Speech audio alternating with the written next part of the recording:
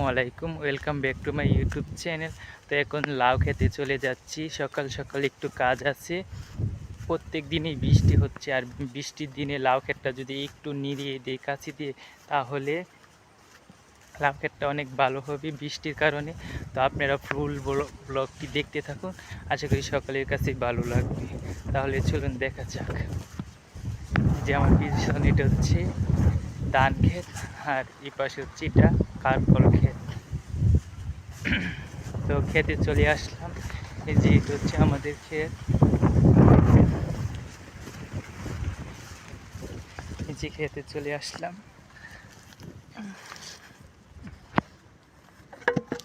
খেতে চলে আসলাম।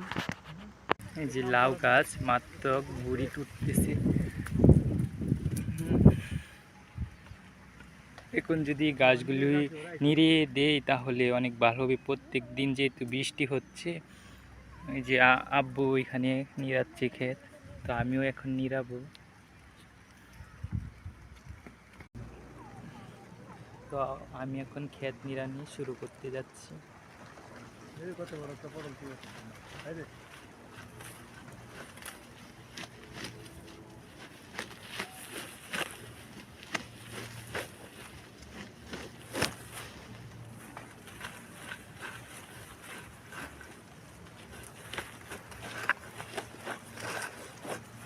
এতটুক নিড়ানি হয়ে গেছে, আর এইটুক বাকি লেগেছে। এখন বৃষ্টি নামতেছে, আকাশের অবস্থা খুব ভালো না।